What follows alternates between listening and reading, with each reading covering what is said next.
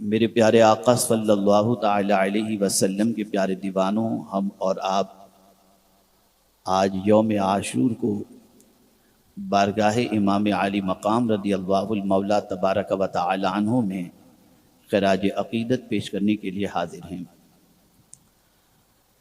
ہر سال الحمدللہ یہاں پر یوم عاشور کو محفل سجائی جاتی ہے، اور آپ تمامی حضرات اور یہ فقیر بارگاہ امام عالی مقام سے فیض حاصل کرنے ان کی بارگاہ میں خراج عقیدت پیش کرنے کے لیے حاضر ہوتے ہیں۔ یقیناً آپ نے کئی راتوں سے تاجدار کربلا کی شہادت سے متعلق اور آپ کی عظمتوں سے متعلق سماعت فرمایا ہوگا، اور آپ سب کے ذہن کے اندر اچھی طریقے سے یہ بات نقش ہو چکی ہوگی کہ امام حسین رضی اللہ المولا تبارک و تعالی عنہ کسی معمولی شخصیت کا نام نہیں، بلکہ اس عظیم انقلاب آفرین شخصیت کا نام ہے جنہوں نے قیامت تک کے لیے ایک مثال قائم کی اور حق کی سربلندی کے لیے سب کچھ قربان کر کے ایک نئی تاریخ انہوں نے رقم کی۔ امام حسین رضی اللہ تعالی عنہ جہاں شہید ہوئے، وہ شہادت گاہ صرف ایک شہادت گاہ نہیں بلکہ ایک یونیورسٹی ہے، اور بہت سارے اسباق ہمیں کربلا سے ملتے ہوئے نظر آتے ہیں۔ شہادت کے واقعات یقیناً دل کو جھنجھوڑنے والے ہیں، اور کئی اعتبار سے انسان کے دل و دماغ کی اصلاح کرنے والے ہیں کہ جب انسان کے دل میں دنیا کی محبت نقش کر جائے، ثبت کر جائے، بیٹھ جائے، تو انسان کس حد تک درندگی پر اتر آتا ہے کہ اس کی نگاہوں کے سامنے نبی کے نواسے بھی اگر ہوں تو حب دنیا اور حب جاہ کی بنیاد پر وہ ان کے خون سے بھی اپنے ہاتھ کو رنگین کرنے سے گریز نہیں کرتا۔ لیکن سوال یہ پیدا ہوتا ہے کہ شریعت نے جان بچانے کے لیے بہت ساری اجازت دی ہے، جیسا کہ قرآن مقدس میں اللہ عز و جل نے بہت ساری چیزوں کو حرام فرمایا، لیکن فرمایا فَمَنِ اضْطُرَّ غَيْرَ بَاغٍ وَلَا عَادٍ فَلَا إِثْمَ عَلَيْهِ۔ لیکن جان بچانے کے لیے اگر ان چیزوں کا استعمال کیا جائے، جھوٹ بولا جائے، حرام غذا زندگی بچنے جتنی کھا لی جائے، تو اس میں کوئی عذر نہیں ہے، کوئی پوچھ نہیں ہے اور کوئی گناہ نہیں ہے۔ تو جب قرآن نے یہ اجازت دے دی تھی تو پھر کربلا میں امام حسین رضی اللہ تعالی عنہ صرف یزید کے ہاتھ میں ہاتھ دے دیتے یا اس کی بیعت قبول کر لیتے تو کربلا کا سانحہ وجود ہی میں نہ آتا۔ آخر وہ کون سی چیز تھی امام حسین رضی اللہ تعالی عنہ کی نگاہوں میں کہ شریعت کی طرف سے اتنی اجازت کے باوجود بھی وہ اپنا سب کچھ دین کے نام پر، نبی کے نام پر لٹانے کے لیے تیار ہوئے۔ اور جو سبق آج آپ نے اور ہم نے کربلا سے سیکھنا ہے، وہ سبق اگر آج کا مسلمان اچھی طرح سے سیکھ لے اور اس پر عمل پیرا ہو تو ہماری نسلیں بھی دین پر ثابت قدم رہتے ہوئے اللہ عز و جل اور اس کے رسول صلی اللہ تعالی علیہ وسلم کی خوشنودی کی خاطر ہر قسم کی قربانی دینے کے لیے تیار ہو سکتی ہے۔ آج کا دور جس میں ہم اور آپ گزر رہے ہیں، حرص و طمع کا دور ہے، لالچ کا دور ہے، کمپٹیشن کا دور ہے، انسان پر ہمیشہ ٹینشن غالب رہتا ہے، اور انسان سبقت لے جانے کے سلسلے میں، دولت کے سلسلے میں، شہرت کے سلسلے میں، عزت کے سلسلے میں انسان ہمیشہ مغموم رہتا ہے، اور یہاں تک کہ اسے نہ اپنی اولاد کی فکر رہتی ہے نہ اپنی جان کی فکر رہتی ہے۔ آج مجھے کچھ سمجھانا ہے آپ کو کہ کربلا کا سب سے عظیم درس ہمارے لیے کیا ہے، ہماری نسلوں کے لیے کیا ہے، اور ہمیں کس سمت پر قدم بڑھانا چاہیے، اور ہماری نسلوں کی تربیت کے اندر امام حسین رضی اللہ تعالی عنہ کا کس طریقے سے رول پلے کرنا چاہیے۔ امام حسین رضی اللہ المولا تبارک و تعالی عنہ کی تربیت بھی ان کے نانا جان نے فرمائی، امام حسین رضی اللہ تعالی عنہ کی تربیت ان کے والدین نے فرمائی، امام عالی مقام کی تربیت رسول اعظم صلی اللہ علیہ وسلم نے کس طریقے سے فرمائی اسے آپ سمجھیں، اس لیے کہ حضور صلی اللہ علیہ وسلم کے وصال کے وقت امام حسین رضی اللہ تعالیٰ عنہ کی عمر کوئی زیادہ نہیں تھی، لیکن جتنے ایام جتنے سال رسول اعظم صلی اللہ تعالیٰ علیہ وسلم کی صحبت کے میسر ہوئے، آقا کریم صلی اللہ علیہ وسلم نے ولادت سے لے کر امام حسین کی اپنے وصال تک ایک ایک نوک پلک کو امام حسین کی حضور صلی اللہ علیہ وسلم نے درست فرمائی۔ آپ دیکھیں تاجدار کربلا کی ولادت ہوتی ہے تو کانوں میں اذان کہنے والا کوئی اور نہیں ہوتا، نبیوں کا سردار حضور صلی اللہ علیہ وسلم ہوتے ہیں۔ تحنیک کا معاملہ آتا ہے تو خود رسول اعظم صلی اللہ علیہ وسلم تحنیک دیتے ہیں۔ پیاس لگتی ہے اور گھر میں پیاس کی وجہ سے روتے ہیں تو حضور صلی اللہ علیہ وسلم اپنی زبان مبارک ان کے منہ میں رکھ کر ان کی پیاس کو بجھاتے ہیں۔ اور اسی کے ساتھ ایک مرتبہ صدقے کی کھجوریں آئیں اور حسین امام حسن و حسین رضی اللہ تعالی عنہما اس صدقے کی کھجور کو اٹھا کر منہ میں رکھتے ہیں تو رسول اعظم صلی اللہ علیہ وسلم فوراً ان کے منہ سے اس کھجور کو نکال کر کے پھینک دیتے ہیں اور فرماتے ہیں اہل بیت کے لیے صدقہ جائز نہیں ہے۔ اس طریقے سے رسول اعظم صلی اللہ علیہ وسلم نے امام حسین کی بچپن سے تربیت کی، کیا کھانا چاہیے، کیسے رہنا چاہیے، کس طریقے کی زندگی گزارنا چاہیے اور کس طریقے سے اللہ عز و جل اور اس کے رسول صلی اللہ علیہ وسلم کی فرما برداری کرنی چاہیے۔ میرے پیارے آقا صلی اللہ علیہ وسلم کے پیارے دیوانوں، بچپن ہی سے ہر اس چیز سے بچایا گیا، ہر اس چیز سے روکا گیا جس میں ایک پہلو کا غلبہ تھا اور وہ پہلو خدا ناراض نہ ہو۔ اللہ اکبر، یہ لفظ میرا یاد رکھیے گا۔ بچپن سے تربیت کے اندر حسنین کریمین کی طرف اس چیز کی توجہ دی گئی کہ کوئی ایسا کام نہ ہو جس سے اللہ ناراض ہو، اور اس پہلو کو اتنا غالب رکھا گیا کہ بچوں کے ذہن کے اندر، حسنین کریمین کے ذہن کے اندر ہر کام کے سلسلے میں یہ پہلو نمایاں طور پر رہتا کہ ہم کوئی ایسا کام نہ کریں جس سے اللہ ناراض ہو، اس کے رسول صلی اللہ علیہ وسلم ناراض ہوں۔ تربیت کا یہ کتنا عظیم پہلو ہے۔ جب کوئی معاملہ ہوتا تو فوراً ان کے والدین بھی یہی کہتے بیٹے اس سے خدا ناراض ہوتا ہے۔ اللہ اکبر، یہ ننھے سے حسنین کریمین کے دل و دماغ کے اندر یہ بات اتنی نقش کر چکی تھی کہ سب کی ناراضگی کو وہ گوارا کر لیتے تھے، لیکن جب ان سے کہا جاتا اس کام سے اللہ ناراض ہوتا ہے تو وہ کام جاتے تھے، وہ لرز جاتے تھے اور ہمیشہ اس چیز کا خیال کرتے تھے کہ اللہ کی ناراضگی اچھی چیز نہیں ہے۔ آپ مجھے بتائیے، آج اگر کوئی معاملہ ہو، ہم اپنے بچوں کو ڈراتے ہیں، کبھی بچے غلطی کرتے ہیں انہیں ڈراتے ہیں، خوف دلاتے ہیں، تو کس چیز کا؟ کسی کھلونے کا خوف دلاتے ہیں، کسی مانگنے والے کا خوف دلاتے ہیں، کسی لکڑی کا خوف دلاتے ہیں، کسی کا ڈر ان کے دل کے اندر پیدا کرتے ہیں۔ لیکن تربیت کا یہ پہلو کتنا نمایاں طور پر تھا کہ خوف دلایا جا رہا ہے تو اللہ کا خوف دلایا جا رہا ہے۔ آخر اس اللہ کے خوف کو دل میں بٹھانے کی وجہ کیا تھی؟ تو سب سے بڑی وجہ یہ تھی کہ آج جس چیز سے اپنے بچوں کو ہم ڈراتے ہیں وہ چیز کبھی ہمارے پاس نہیں ہوئی تو بچہ نہیں ڈرے گا، لیکن ایک انسان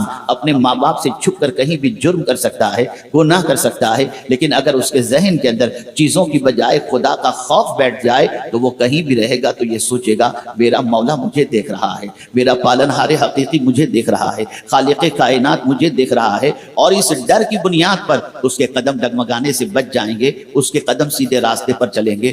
آج آپ دیکھیں سب سے زیادہ اس قوم کے دل سے اگر کوئی چیز رخصت ہوئی ہے تو وہ اللہ کا خوف رخصت ہوا ہے۔ ایک واقعہ میں آپ کے سامنے پیش کرتا ہوں تاجدار کربلا کا اور ان کے بھائی امام حسن مجتبی کا اور خاتون جنت کے کردار کا، تاکہ آپ محسوس کر سکیں کہ اللہ اکبر، ماں نے کتنا کلیدی رول اپنے بچوں کو تیار کرنے کے اندر ادا کیا ہے۔ اللہ اکبر، امام حسن مجتبی اور امام حسین رضی اللہ تعالی عنہما دونوں ننھے سے تھے، اور اس بچپنے کے عالم میں بھائی بھائی کے جھگڑے تو ہوا کرتے ہیں، آپ اپنے گھر میں بھی دیکھتے ہیں۔ اور پہلے تو یہ ہوتا تھا کہ ماں کی گود میں بیٹھنے کے لیے بچے جھگڑتے تھے کہ نہیں یہ ماں میری ہے، مجھے گود میں بیٹھنا ہے، اور یہی بچے آج کے دور کے اندر جو بچے بچپنے کے اندر ماں کی گود کے بارے میں کہتے تھے میری ماں ہے، میں اپنی ماں کی گود میں بیٹھوں گا، بچپن میں لڑنے والے وہی بچے جب جوان ہوتے ہیں، شادیاں ہو جاتی ہیں تو پھر ماں کی گود کی بات نہیں کرتے، ماں کو کون رکھے گا، تب کہتے ہیں یہ تیری ماں ہے، بچپن میں کہتے تھے میری ماں ہے۔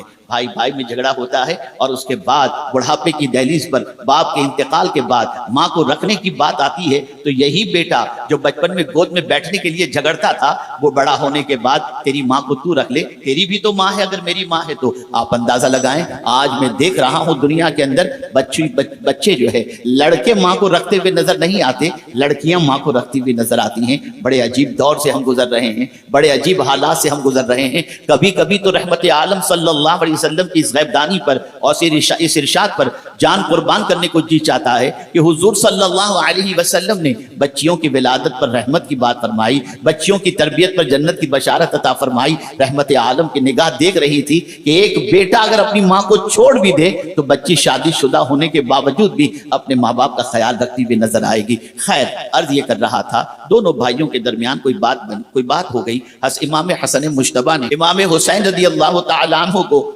ایک تماچا رسید کر دیا، ایک جھاپٹ لگا دی۔ امام حسین رضی اللہ تعالیٰ عنہ روتے ہوئے اپنی ماں کے پاس پہنچے۔ ننھے بچوں میں یہ باتیں ہوا کرتی ہیں۔ پہنچے اور جا کر کے اپنی ماں سے کہا، ماں مجھے بھائی جان نے تماچا مارا۔ اللہ اکبر! بظاہر تو آج کی ماں ہوتی تو یہی کرتی کہ ٹھیک ہے میں امام حسن کو بلاتی ہوں، کیوں مارا میں پوچھتی ہوں، لیکن ماں نے کوئی تفتیش کی بات نہیں کی، خاتون جنت نے کوئی تفتیش کی بات نہیں کی، بس اتنا سا فرمایا، میرے حسین بیٹے سنو، تم دونوں بھائیوں کے جھگڑے سے خدا ناراض ہو گیا ہے۔ اتنا سننا تھا، امام حسین کی آنکھوں سے آنسو نکل گئے۔ ننھی سی عمر ہے، کیا تربیت غالب رہی ہوگی امام حسین پر، اللہ کے رسول صلی اللہ علیہ وسلم کی تربیت کا غلبہ کتنا رہا ہوگا کہ ننھی سی عمر کے اندر امام حسین کے کانوں سے جب یہ بات ٹکراتی ہے کہ اللہ عز و جل ناراض ہوا ہے تو امام حسین تڑپ جاتے ہیں اور اپنی والدہ سے کہتے ہیں، ماں میں سب گوارا کر سکتا ہوں، رب کی ناراضگی کو گوارا نہیں کر سکتا۔ اگر میرا خدا مجھ سے ناراض ہو گیا ہے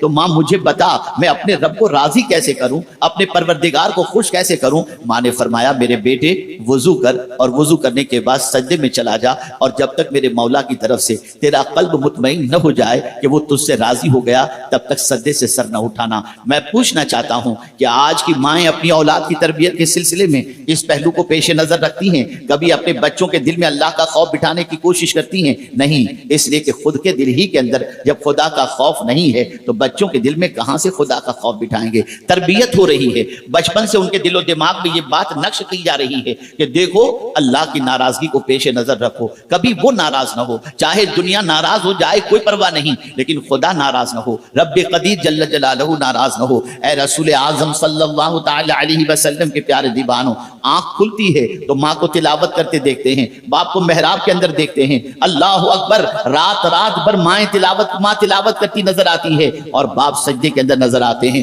اس طریقے سے امام حسین رضی اللہ تعالیٰ عنہ کی تربیت ہوتی ہے۔ اور یاد رکھیں، ایک ہوتا ہے قول سے تربیت اور ایک ہوتی ہے عمل سے تربیت۔ بچہ جتنا دیکھ کر کے سیکھتا ہے اتنا سن کر کے نہیں سیکھتا۔ امام حسین نے ماں کو بھی دیکھا، امام حسین نے والد کو بھی دیکھا، امام حسین نے نانا جان کو بھی دیکھا، اور سب کے کردار کے سائے میں اپنی زندگی کو گزارتے رہے۔ لیکن آپ کے ذہن میں شاید یہ بات آئے گی کہ یہاں تو قربانی کی بات ہے، امام حسین میں قربانی کا جذبہ کہاں سے آیا؟ اس میں ماں کی تربیت اور والد کی تربیت کا کیا دخل ہے؟ تو آئیے میں قرآن کی روشنی میں تھوڑا سا اسے بھی سمجھا دوں تاکہ آپ اچھی طریقے سے سمجھ سکیں۔ اللہ اکبر! امام حسن مجتبیٰ، امام حسین رضی اللہ تعالی عنہما دونوں بیمار ہوتے ہیں۔ اللہ اکبر! جب دونوں بیمار ہوئے، سرکار ان دونوں سے اتنی محبت فرماتے تھے کہ ان کے آنسو حضور دیکھ نہیں پاتے تھے، ان کی بیماری حضور دیکھ نہیں پاتے تھے، ان کی تکلیف حضور دیکھ نہیں پاتے تھے، انہیں اپنے سینے سے چمٹائے رہتے تھے۔ اور آپ نے محسوس کیا کہ اللہ اکبر، کئی مرتبہ آپ نے سنا ہوگا کہ رسول اعظم صلی اللہ علیہ وسلم جب نماز کے اندر تھے اور سجدے میں تھے تو پیغمبر رحمت صلی اللہ تعالی علیہ وسلم جب سجدے میں تھے تو امام حسین سرکار کی پشت انور پر سوار ہو گئے اور امام حسین گرے نہیں، اس کے لیے حضور نے اپنا سجدہ طویل کر دیا۔ ایک عظیم سوچ ہمیں نصیب ہوئی۔ آج کے بدعقیدہ لوگ یہ کہتے ہیں معاذ اللہ کہ نماز میں حضور کا خیال آ جائے تو نماز نہیں ہوتی۔ میں پوچھنا چاہتا ہوں، امام حسین کے لیے تو سرکار نے سجدہ طویل کر دیا، اس لیے کہ امام حسین پشت رسول پر سوار تھے، تو اس کی وجہ سے اللہ کے رسول صلی اللہ علیہ وسلم نے سجدہ طویل کر دیا تاکہ حسین گرے نہیں۔ تو حسین کا خیال حضور کو نماز میں آیا نا، تو حضور کی نماز کا کیا پتہ چلا؟ جب نبی رسول اعظم کو نواسے کا خیال آئے تو نماز نہیں ٹوٹتی، تو امتی کو بھی اگر نبی کا خیال آئے تو نماز نہیں ٹوٹا کرتی۔ اللہ اکبر! میں پوچھنا چاہتا ہوں، سجدہ اللہ کے لیے کیا جا رہا ہے، حسین کے لیے سجدہ طویل کیوں؟ آپ جانیں اور سمجھنے کی کوشش کریں۔ وجہ یہ تھی کہ آج حسین کو میں اپنی پیٹھ سے گرنے نہیں دیتا۔ اس چیز کی اور اس تربیت کا اثر حسین کی زندگی پر ایسا ہوگا کہ جب کربلا میں میرا دین بھی گرنے والا ہوگا تو حسین بھی سجدے میں جا کر میرے دین کو بچا لے گا اور دین کو گرنے نہیں دے گا. یہ تربیت ہو رہی ہے. آئیے میں قربانی کے حوالے سے عرض کروں. حسنین کریمین رضی اللہ تعالی عنہما اتنے بیمار ہوئے کہ بخار جا نہیں رہا تھا. اللہ اکبر. رسول اعظم صلی اللہ علیہ وسلم کی بارگاہ کے اندر دونوں کی علالت کی خبر دی گئی تو پیغمبر رحمت صلی اللہ علیہ وسلم نے فرمایا 3 روزے کی نذر مان لو, انشاءاللہ بچوں کو شفا ہو جائے گی. رسول اعظم صلی اللہ علیہ وسلم کی لخت جگر خاتون جنت فاطمہ الزہرا رضی اللہ تعالی عنہا اور ان کی باندی نے اور سب نے روزے کی نیت کر لی, روزے کی نذر مان لی اور اس کے بعد روزہ رکھا. اللہ اکبر. سید الانبیاء ہیں صلی اللہ علیہ وسلم اور خاتون جنت سیدۃ النساء ہیں, لیکن گھر کا حال یہ تھا اتنا آٹا بھی نہیں تھا کہ روٹیاں بنائی جا سکیں اور افطار کی جا سکے. حضرت خاتون جنت رضی اللہ تعالی عنہ نے مولا علی کرم اللہ تعالی وجہہ الکریم سے اس چیز کا تذکرہ فرمایا. مولا علی گئے اور آٹا کچھ قرض میں لے کر کے آئے, آٹا قرض میں لایا گیا اور لانے کے بعد روٹیاں تیار کی گئیں. سحری ہو چکی تھی, افطار کے لیے روٹیاں تیار ہیں, دسترخوان پر روٹیاں رکھی گئی. اللہ اکبر. اتنے میں دروازے پر ایک سائل آتا ہے اور آ کر کے کہتا ہے میں مسکین ہوں, اللہ کے نام پر مجھے کچھ عطا کرو. دیکھیے قربانی کس طریقے سے دی جاتی ہے. خاتون جنت رضی اللہ تعالی عنہا نے اسی وقت جتنی روٹیاں موجود تھیں ساری روٹیاں اس آواز لگانے والے مسکین کی طرف بھیج دی اور فرمایا آج پانی پی کر کے ہم افطار کر لیں گے. اور اس طریقے سے افطار ہو گئی اور رات بھی گزر گئی, سحری بھی ہو گئی. دوسرے روز آٹا جو تھا اس آٹے کے ذریعے پھر روٹیاں تیار کی گئیں اور جب روٹیاں تیار کی گئیں اور دسترخوان پر روٹیاں رکھی گئیں تو ایک سائل نے پھر افطار سے پہلے آواز دی اللہ کے نام پر کچھ عطا کیا جائے, ہم اسیر ہیں, قیدی ہیں, اللہ کے نام پر کچھ دو. اللہ اکبر. خاتون جنت رضی اللہ تعالی عنہا نے اسی موقع پر وہ ساری روٹیاں اٹھا کر اس اسیر کو عطا فرما دی اور اللہ عز و جل کا شکر پانی پی کر ادا کر لیا اور افطار کر لی. اسی طریقے سے تیسرے روز کی جو روٹیاں بچی تھیں ان روٹیوں کے ذریعے جب افطار کے وقت ان روٹیوں کو رکھا گیا اور اس کے بعد اللہ اکبر دروازے پہ تیسرے روز بھی ایک سائل آیا اور اس نے کہا میں مسافر ہوں, اللہ کے نام پہ مجھے کچھ دے دو. خاتون جنت رضی اللہ تعالی عنہا نے وہ ساری روٹیاں عطا کر دی. ایک ننھا سا بچہ امام حسین اس منظر کو اپنی ماں کے دیکھ رہے ہیں. اللہ اکبر. امام حسن دیکھ رہے ہیں کہ بھوکے رہ کر اتنی بڑی قربانی, اتنا بڑا ایثار کہ خود بھوکے رہ رہے ہیں لیکن سائل کو بھوکا نہیں دیکھ رہے, اللہ کے نام پر دے رہے ہیں. اللہ اکبر. اللہ کو خاتون جنت کی یہ ادا اتنی پسند آئی کہ فوراً بلبل سدرہ جبریل امین کو وحی لے کر کے رسول اعظم کے پاس بھیج دیا. اللہ اکبر. وہ کیا وحی تھی؟ وَيُطْعِمُونَ الطَّعَامَ عَلَى حُبِّهِ مِسْكِينًا وَيَتِيمًا وَأَسِيرًا. مسکین, یتیم اور اسیر ان کو کھانا کھلانے کے حوالے سے کہ انہوں نے جو کھانا کھلایا اس پر اللہ عز و جل نے ان کی سراہنا کی, ان کی تعریف کی. اور آپ جانتے ہیں جب یہ تینوں کو کھانا کھلا دیا گیا تو تینوں نے ان کا شکریہ ادا کیا اور کہا اللہ آپ کو جزا عطا فرمائے. توجہ چاہوں گا, بہت کچھ تھا اس میں سے انہوں نے کچھ نہیں دیا تھا, کچھ نہیں تھا اس میں سے انہوں نے دیا, اور دینے کے بعد سامنے والا جب شکریہ ادا کرتا ہے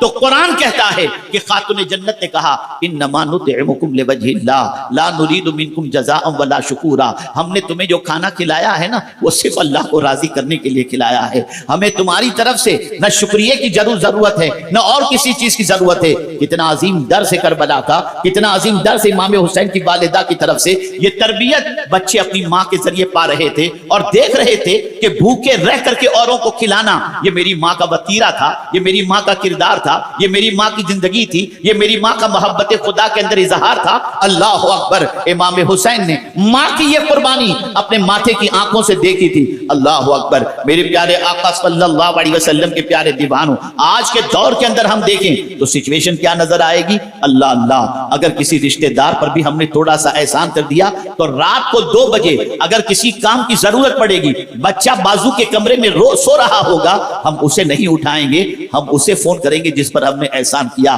ایک ایک احسان کا بدلہ آج کے دور کا انسان اسی دنیا میں چاہتا ہے. اور خاتون جنت نے اپنے بچوں کی تربیت میں یہ چیز پیش فرمائی کہ بیٹے بدلہ صرف اللہ سے مانگا کرو, اجر صرف اللہ سے مانگا کرو, انسان کی خدمت کیا کرو, بھوکے رہ کر کے اوروں کو کھلایا کرو, پیاسے رہ کر کے اوروں کو پلایا کرو. اس تربیت کا اثر امام حسین کی زندگی پر اتنا رہا کہ جب آپ جوان ہوئے اور اس کے بعد تاجدار کربلا کی پوزیشن ایسی ہوئی کہ حضرت امیر معاویہ رضی اللہ تعالیٰ عنہ کے 20 साल दौरे हुकूमत के अंदर कभी भी इमाम हुसैन और हजरत अमीर मुआविया के दरमियान कोई इख्तिलाफ नहीं आया। हजरत अमीर मुआविया रदी अल्लाह ताला अन्हु इमाम हुसैन की बारगाह के अंदर तहाइफ भेजा करते। अल्लाह अकबर। एक मर्तबा एक साइल आया, मांगने वाला आया और कहा, इमाम हुसैन, रसूल आजम सल्लल्लाहु अलैहि वसल्लम ने इरशाद फरमाया है कि 4 चीजें अगर किसी में हो तो उनसे अपनी हाजतें पेश किया करो। या तो अरब का कोई शरीफ हो, या फिर कोई अमीर आका हो, या सखी इंसान हो, या जिसका चेहरा नूरानी हो, उसके सामने अपनी हाजतें पेश किया करो। ये चारों सिफतें या इमाम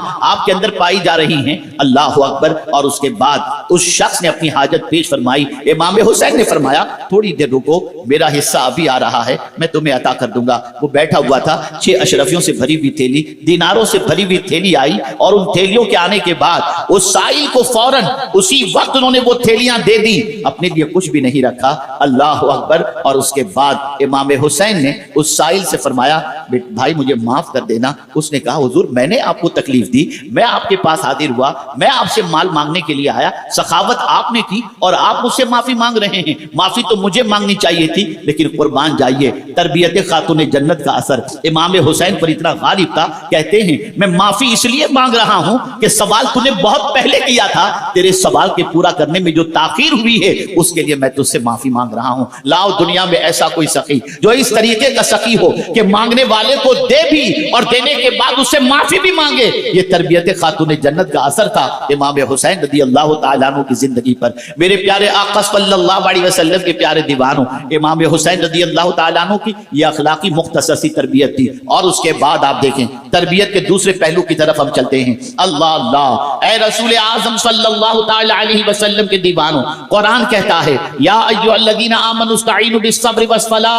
ऐ ईमान वालो नमाज और सब्र से मदद तलब करो। इन्नल्लाह मअस साबिरीन, के बेशक अल्लाह सब्र करने वालों के साथ है। आप जरा देखें, ये पैगाम अल्लाह ने पहले अता फरमाया, आजमाइश का जिक्र बाद में और इलाज अल्लाह ने पहले अता फरमाया। जब कभी आजमाइश का मरहला आए, जब कभी इम्तिहान का मरहला आए, जब कभी तकलीफ की वादियों से तुम गुजरो, तो तुम्हें हम पहले इलाज अता फरमाते हैं। और याद रखें, मेरे रब का दस्तूर है कि वो पहले जरूरत की चीजें पेश करता है, फिर पैदा करता है, फिर इंसान को पैदा करता है। जिस तरीके से, मैं तफसील में नहीं जाऊंगा, एक मिसाल के जरिए समझा दूं। एक बच्चा जब पैदा होता है, उसकी गिजा दूध होती है, तो बच्चा बाद में पैदा होता है, माँ के सीने में दूध अल्लाह पहले पैदा कर देता है। ये उसका दस्तूर है, ये उसका कानून है। हमें पानी की जरूरत थी, उसने पानी पहले पैदा किया। हमें हवा की जरूरत थी, हवा उसने पहले पैदा किया। हमें जमीन की जरूरत थी, जमीन उसने पहले पैदा की। हमें आसमान की जरूरत थी, आसमान उसने पहले पैदा किया, फिर हमको पैदा किया। वरना यूं ही हमें पैदा करता तो हम कहां जाते।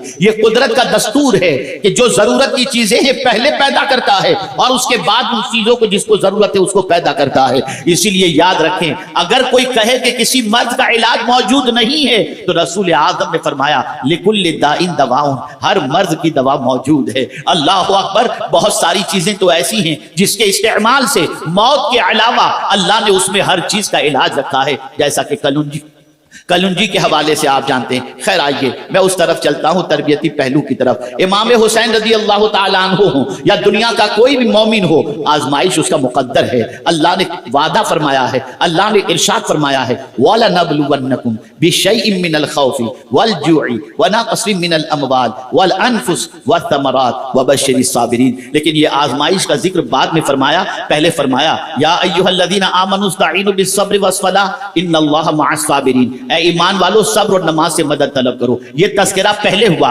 आजमाइश का तस्करा बाद में हुआ। यानी जब कभी तुम इम्तिहान की वादियों से गुजरो तो उस वक्त तुम्हें घबराने की जरूरत नहीं, नमाज और सब्र से मदद तलब करना। और जाहिर सी बात है, इम्तिहान की वादियों से गुजरोगे तो तुम्हें यह महसूस होगा कि इस इम्तिहान में मेरे साथ कोई भी नहीं, घबराओ नहीं, कोई हो के न हो। इन्नल्लाह मअस साबिरीन, बेशक अल्लाह सब्र करने वालों के साथ है। अब आप देखें, करबला के इम्तिहान को देखें और तरबियत के पहलू को देखें। मैं आज बहुत अहम नुक्ते की तरफ आपकी तवज्जो को मबजूल कराना चाहूंगा। तारीख उठा करके देखो, जितने भी अंबिया तशरीफ लाए, जितने भी सहाबा तशरीफ लाए, जितने भी औलिया आए और आने वाले हैं, उन सब का एक ही मिशन रहता है, अपनी औलाद की तरबियत के सिलसिले में 2 चीजों को मुकद्दम रखते, सब्र और नमाज। अपनी औलाद को सब्र की तालीम देते, अपनी औलाद को नमाज की तालीम देते, और इन 2 चीजों का इतना पाबंद अपने बच्चों को बना देते कि इसकी बुनियाद पर जब कभी आजमाइश के मरहले से गुजरना पड़े तो गलत रास्ते के ये مسافر نہ بن جائیں بلکہ صبر اور نماز کے ذریعے اپنے آپ کو اسٹرانگ کر لیں۔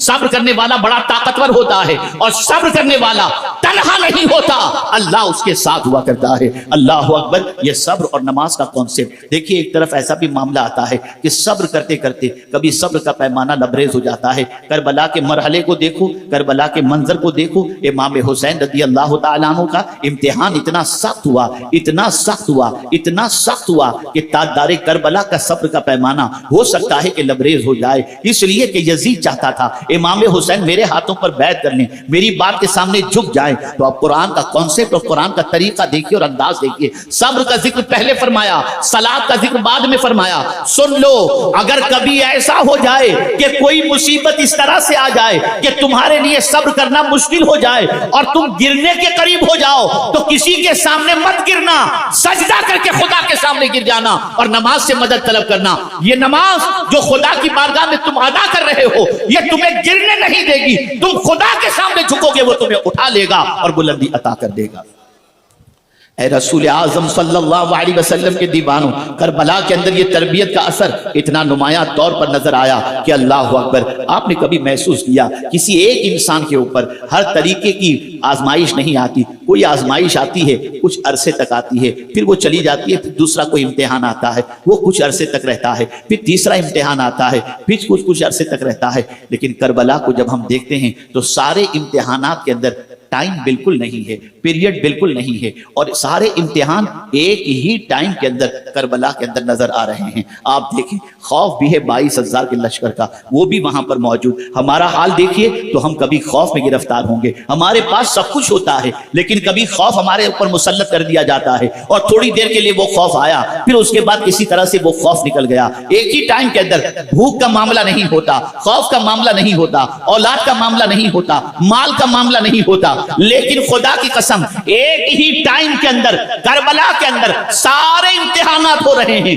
خوف بھی ہے، بھوک بھی ہے، اولاد کی لاش مبارک بھی موجود ہے اور مال کی قلت بھی ہے۔ یہ سارا امتحان ایک ہی وقت کے اندر کربلا کے اندر موجود ہے۔ لیکن اللہ اکبر، میں جب چہرے حسین کو پڑھتا ہوں ذرا دیکھوں تو صحیح کہ اس میں کوئی جزا اور فضا نظر آ رہی ہے تو کربلا کے پورے سانحے کے اندر امام حسین کی زبان پر کوئی شکوہ نظر نہیں آتا، کوئی شکایت نظر نہیں آتی، کوئی غمگینی نظر نہیں آتی، کوئی افسردگی نظر نہیں آتی، کوئی پیشانی پر پسینہ نظر نہیں آتا۔ یا اللہ، اتنا سخت امتحان اور امام حسین کو کوئی گھبراہٹ نہیں، کوئی ٹینشن نہیں۔ تو جواب ملے گا، صبر کا پیکر دیکھنا ہو تو کربلا کے تاجدار کو دیکھ لو، اس لیے کہ پروردگار جل جلالہ نے جو صبر کو، امام حسین کو صبر کا پیالہ عطا فرمایا ہے اور صبر کا جو جام عطا فرمایا ہے، یہ اتنے بڑے صابر ہیں کہ ان سے بڑا صابر کون دنیا کے اندر ہو سکتا ہے۔ میرے پیارے آقا صلی اللہ تعالی علیہ وسلم کے پیارے دیوانوں، اور یاد رکھیں قرآن مقدس میں واضح طور پر فرما دیا گیا،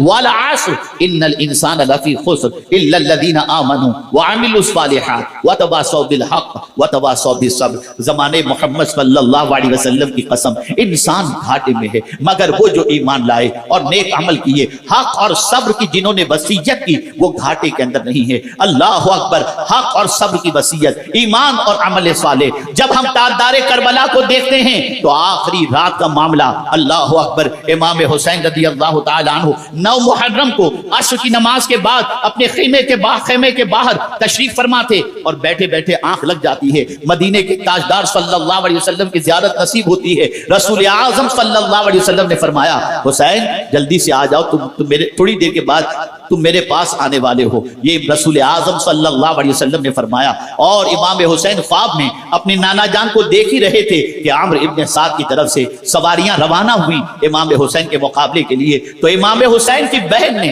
امام حسین کو جگایا اور کہا، بھائی دیکھو یہ دشمنوں کی فوج ہماری طرف بڑھ رہی ہے۔ امام حسین اٹھے اور امام حسین رضی اللہ تعالیٰ عنہ نے حضرت عباس سے فرمایا، جا کر ان سے کہو کہ ایک رات کی مہلت عطا کر دیں، اس لیے کہ سب کو معلوم ہے کہ مجھے نماز سے کتنی محبت ہے، مجھے تلاوت سے کتنی محبت ہے، میں ایک رات جی بھر کر اپنے رب کی بندگی کر لوں، تلاوت قرآن مقدس کر لوں، کل پھر جو ہوگا دیکھا جائے گا۔ بہن نے کہا، بھائی آپ اتنی غنودگی آپ پر تاری تھی، آپ کی آنکھ لگ گئی تھی، وجہ کیا تھی؟ بھائی نے کہا، حضرت امام حسین نے فرمایا، بہن آنکھ لگ گئی تھی، نانا جان کی زیارت نصیب ہوئی اور نانا جان نے کہا کہ کچھ ہی دیر میں تم میرے پاس आ जाओगे। इतना सुनना था कि उनकी बहन ने रोना शुरू किया, और जब जैसे ही रोना शुरू किया, कुर्बान उस सब्र के पैकर पर अपनी बहन से फरमाते हैं, बहन देखो सब्र करो, सब्र करो। ऐसे मौके पर सब्र की तलकीन करना ये वही कर सकता है जिसकी सब्र की माहौल के अंदर परवरिश हुई हो, जिसकी सब्र के माहौल के अंदर तरबियत हुई हो। आज का मुसलमान इसलिए खुद को तन्हा महसूस कर रहा है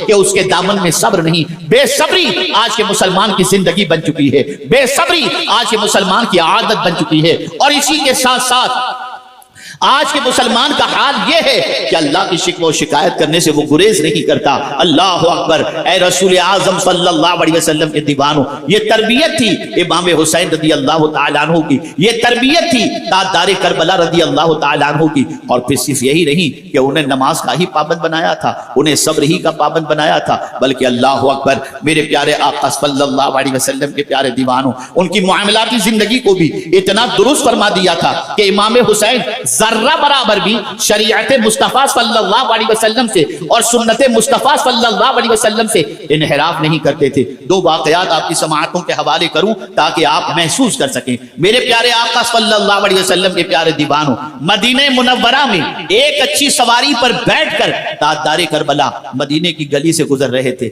आज हम भी देखते हैं, आप भी देखते हैं कि जब किसी गली से गुजरा जाए तो किनारे पर कुछ गरीब बैठे होते हैं, खाना खा रहे होते हैं। सैयदुल अंबिया के लख्ते जिगर और नौजवानाने जन्नत के सरदार ताजदारे करबला इमाम हुसैन रदियल्लाहुल मौला तबारक व तआला अन्हु सवारी पर सवार होकर मदीने की गली से गुजर रहे हैं। चंद गरीबों ने इमाम हुसैन को देखा, उठ करके खड़े हो गए, खा रहे थे, खाते खाते खड़े हो गए, अर्ज करते हैं हुजूर आइए ना हमारे साथ, आप भी कुछ ले लीजिए। आप जरा सोचो, गरीब फुटपाथ पर खाने वाले, उनको वो दावत दे रहे हैं इमाम हुसैन को कि आकर हमारे साथ खा लें। जरा आप और हम सोचें कि दावत देने वाला अगर कोई इस किस्म का आदमी हो तो हम क्या कहेंगे?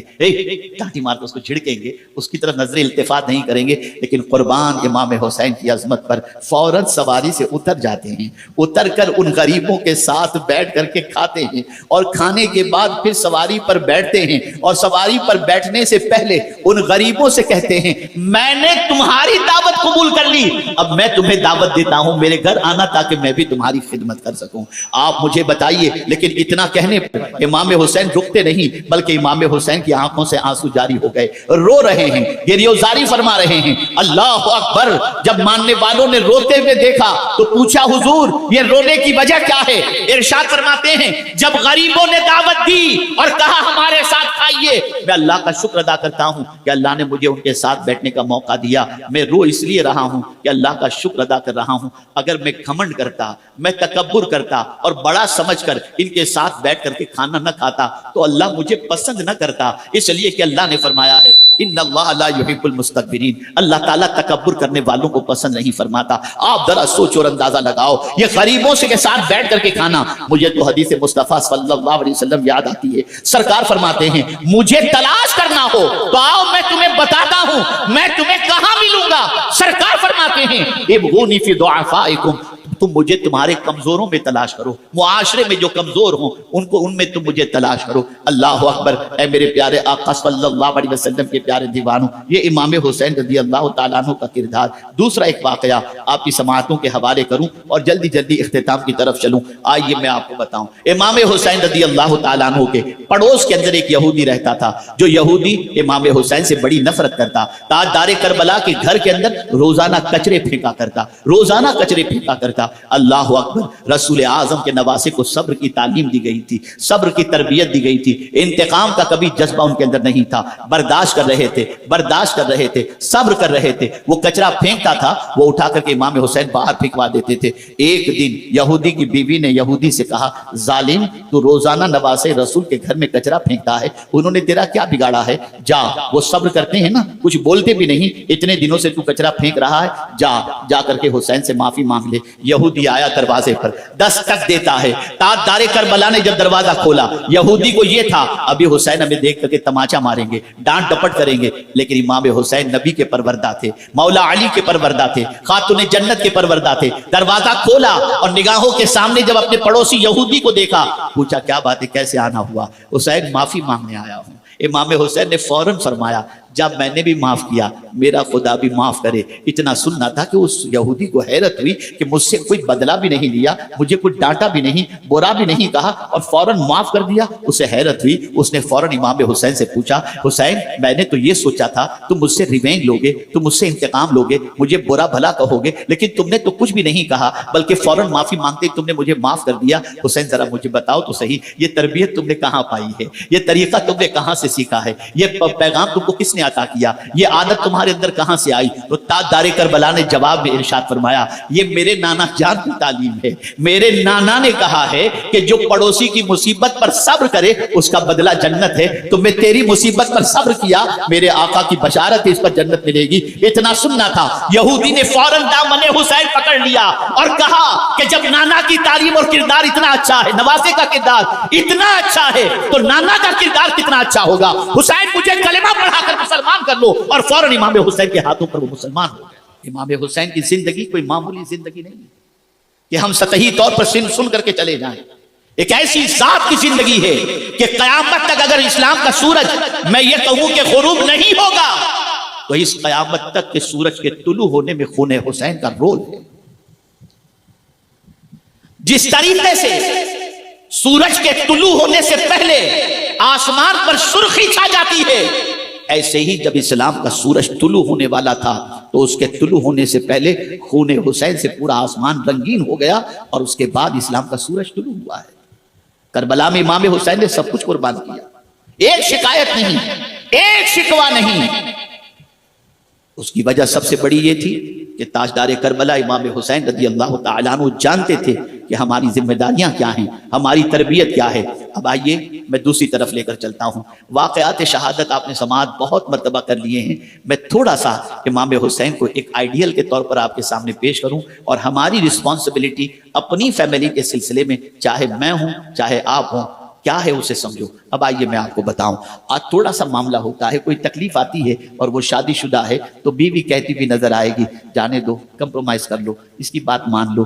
بیٹی کہتی نظر آئے گی آپ کی تکلیف ہم نہیں دیکھ سکتے، مان لو اس کی بات۔ جیسا کہ میں آپ کو بتاؤں، آج کے دور میں کڈنیپ اگر کوئی بچے کو کر لے اور 25 لاکھ کا ڈیمانڈ کرے، آدمی فوراً بیوی کہے گی دے دو، بچی کہے گی دے دو، یہ ساری چیزیں ہوتی ہیں، آدمی ڈیمانڈ پوری کر دیتا ہے۔ میں حیران ہوں، یا اللہ کربلا میں سچویشن بڑی عجیب ہے، کوئی بڑی ڈیمانڈ بھی نہیں ہے، صرف اتنی سی بات ہے کہ یزید کی بیعت کو قبول کر لو، پھر جو چاہو تمہارے قدموں میں رکھ دیا جائے۔ اتنی سی بات ماننے کے لیے امام حسین تیار نہیں، اتنی سی بات ماننے کے لیے امام حسین راضی نہیں۔ اللہ اکبر! اور اس کے عوض میں ہوتا کیا؟ سب کی جانیں محفوظ ہو جاتی۔ لیکن قربان میں امام حسین رضی اللہ تعالیٰ عنہ کی عظمت پر، اور ساتھ ہی ساتھ امام حسین کی تربیت پر قربان۔ کربلا کے اندر بہن بھی موجود ہے، کربلا میں بیوی بھی موجود ہے، کربلا میں بیٹی بھی موجود ہے، کربلا میں بیٹے بھی موجود ہیں، کربلا میں بھانجے بھی موجود ہیں، کربلا میں بھتیجے بھی موجود ہیں، اور کربلا میں سوتیلے بھائی بھی موجود ہیں، سب موجود ہیں۔ میں پوچھنا چاہتا ہوں، تاریخ طبری کوئی اٹھا کر کے بتا دے، یا کسی بھی تاریخ کی کتاب میں مجھے بتا دے کہ امام حسین سے ان کی بیوی نے، ان کے بچوں نے، یا ان کے بھائیوں میں سے کسی نے کہا ہو ہم سب بچ جائیں گے، آپ خالی یزید کی بیعت قبول کر لو۔ میں حیران ہوں، نہ بیوی کہہ رہی ہے کہ یزید کی بیعت قبول کرو، نہ بہن کہہ رہی ہے یزید کی بیعت قبول کرو، نہ بھائی کہہ رہا ہے یزید کی بیعت قبول کرو۔ میں حیران ہوں، یا اللہ اتنا سخت معاملہ کہ جان پر بنائی ہے، اور صرف بیعت کرنے کا مسئلہ ہے، لیکن کوئی کیوں نہیں کہہ رہا؟ تو جواب ملے گا، چلیے اتنا تو نہیں، اس کے آگے تھوڑا سا بڑھیں۔ بات منوانی تھی نا، بیٹا حضرت علی اکبر کو شہید کر دیا گیا، اب تو حضرت امام حسین کی اہلیہ کہہ سکتی تھی میرے لخت جگر، میری گود اجڑ گئی، اے میرے سرتاج میرا لخت جگر چلا گیا، آپ یزید کی بات مان لیجئے، اس لیے کہ بیٹا تو چلا گیا، وہ آپ کی شہادت کے در پہ ہیں، اگر آپ کو شہید کر دیں گے تو میں بیوہ ہو جاؤں گی، آپ یزید کی بیعت قبول کر لو۔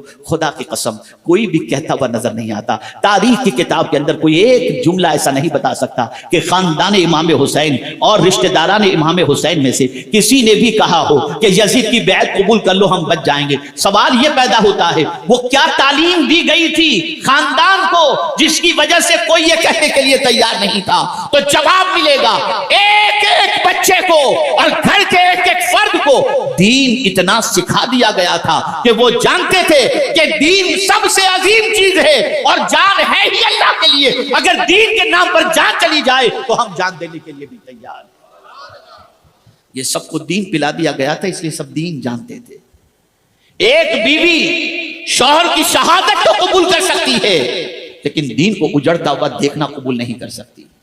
ایک بہن بھائی کی شہادت تو قبول کر سکتی ہے, بیٹوں کی شہادت تو قبول کر سکتی ہے, لیکن دین کو اجڑتا ہوا دیکھنا گوارا نہیں کر سکتی. پتہ چلا آج کے دور کے اندر ماں باپ کی سب سے بڑی رسپانسبلٹی یہ ہے کہ اپنے بچوں کو صرف ڈاکٹر, انجینئر اور لائر نہ بناؤ, دیندار بناؤ اور انہیں دین سکھاؤ. اتنا دین پلا دو کہ ان کی زندگی تمہارے لیے باعث ثواب بھی بن جائے اور تمہارے استقامت کا ذریعہ بھی بن جائے. ورنہ بڑے بڑے طاقتور بہت سچے پکے مسلمان ہونے کے باوجود بھی جب ایسا مرحلہ آتا ہے امتحان کا, پیر پھسل جاتے ہیں اور آدمی ڈھیر ہو جاتا ہے. لیکن کربلا میں کوئی بھی کسی کے پیر میں بھی لغزش نہیں آئی, سب نے استقامت کا مظاہرہ فرمایا. اے رسول اعظم صلی اللہ علیہ وسلم کے دیوانوں, آج دین کا مذاق اڑایا جا رہا ہے, آج دین کے ٹھٹھے اڑائے جا رہے ہیں, آج دین کو ثانوی درجہ دیا جا رہا ہے, آج دین کی اہمیت نہیں سمجھی جا رہی. میں پوچھتا ہوں, کربلا میں امام حسین نے نہ تخت کے لیے جان دی, نہ تاج کے لیے جان دی, نہ زمین کے لیے جان دی.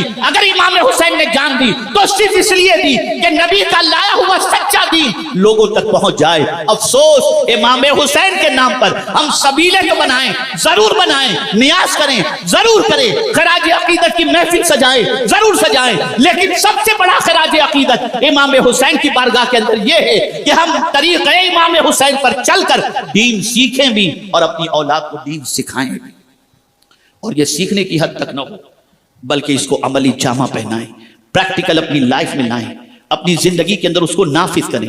اور دین صرف نماز, روزے, حج و زکوٰۃ کا نام نہیں. میں نے مختلف پہلوؤں سے آپ کو دین کے بارے میں سمجھایا. تاجدار کربلا کی زندگی کے حوالے سے آپ جانتے ہیں امام حسین رضی اللہ تعالیٰ عنہ کو گھیر کر ہر طرف سے امام حسین رضی اللہ تعالیٰ عنہ کو شہید کرنے کا منصوبہ بنایا گیا. اور اس کے بعد تاجدار کربلا امام حسین رضی اللہ تعالیٰ عنہ پھر بھی گھبراتے نہیں, پیشانی پر کوئی شکن نہیں اور پیشانی پر پسینہ تک نہیں. امام حسین ایسی سچویشن کے اندر بھی کہ جب جان جانے آخری کے سپرد کرنے کا وقت ہے تب بھی تاجدار کربلا امام حسین رضی اللہ تعالیٰ عنہ زخموں سے چور ہو کر اور نڈھال ہو کر, زخموں سے چور اور بے پناہ زخم ہونے کے باوجود بھی امام حسین رضی اللہ تعالیٰ عنہ جب سجدے میں جاتے ہیں اور سر اقدس کو تن سے جب جدا کرنے کا وقت آتا ہے تو جانتے ہیں امام حسین کی زبان پر آخری جملہ کیا تھا. تاجدار کربلا کی زبان پر آخری جملہ تھا, رضیت بقضائک یا ربی, میرے مولا میں تیرے فیصلے سے راضی ہوں.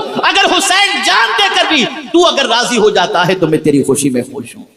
یہ امام حسین کی زندگی تھی. سمجھے تاجدار کربلا کو انہوں نے جان اس لیے دی تھی تاکہ ہم صراط مستقیم کے مسافر بنے اور سیدھے راستے پر چلیں, دین کے راستے پر چلیں.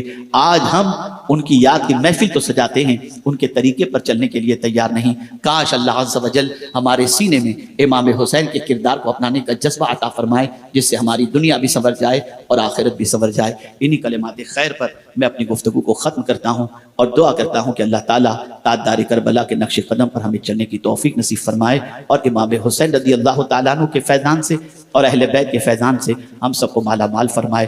وما علینا الا البلاغ المبین.